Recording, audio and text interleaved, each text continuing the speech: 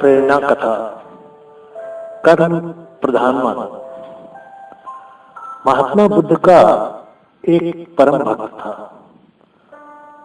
वो भक्त किसान चाहता था कि बुद्ध उसके घर आए और गांव वासियों को प्रवचन सुनाए। फिर वो दिन आ पहुंचा जब बुद्ध अपने किसान भक्त के यहाँ गए। शाम को किसान ने उनके प्रवचन का आयोजन किया।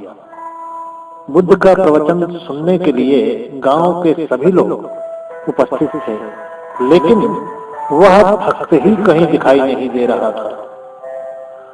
गांव के लोगों में कानाफूसी होने लगी कि कैसा भक्त है कि प्रवचन का आयोजन करके स्वयं गायब हो गया। प्रवचन खत्म होने के बाद सब लोग घर चले गए। रात में किसान घर लौटा।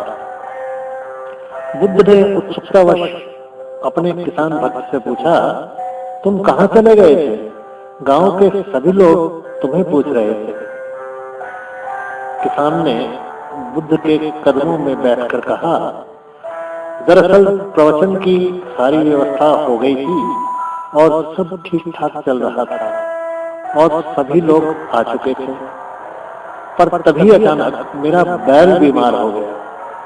पहले तो मैंने घरेलू उपचार करके उसे ठीक करने की कोशिश की, लेकिन जब उसकी तबीयत ज्यादा खराब होने लगी तो मुझे उसे लेकर पशु चिकित्सक के पास जाना पड़ा। अगर नहीं ले जाता तो वह नहीं बचता। आपका प्रवचन तो मैं बाद में भी सुन लूंगा। अगले दिन सुबह जब गांव वाले पुनः बुद्ध के दर्शन करने उनके पास आए तो उन्होंने किसान की शिकायत करते हुए कहा, महाराज, यह तो आपका भक्त होने का दिखावा करता है। प्रवचन का आयोजन कर स्वयं ही गायब हो जाता है। आपके प्रवचन से अधिक जरूरी क्या था उसके लिए? बुद्ध ने उन्हें पूरी घटना सुनाई और फिर समझाते हुए कहा, उसने प्रवचन सुनने की जगह कर्म को महत्व देकर यह सिद्ध कर दिया कि मेरी शिक्षा को उसने बिल्कुल ठीक ढंग से समझा है। उसे अब मेरे प्रवचन की आवश्यकता नहीं है। मैं यही तो समझाता हूँ कि अपने विवेक और बुद्धि से सोचो कि कौन सा काम पहले किया जाना जरूरी है। यदि किसान बीमार बैल को छोड़कर मेरा प्रवचन सुनने को प्राथमिकता देता तो दवा के बगैर बैल के प्राण निकल जाते। उसके बाद तो मेरा प्रवचन देना ही व्यर्थ हो जाता।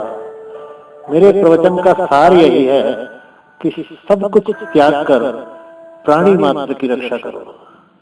इस घटना के माध्यम से गांव वालों ने भी उनके प्रवचन का भाव समझ लिया और सबकी आंखों में उस किसान के प्रति प्रेम और आदर के भाव थे। धन्यवाद।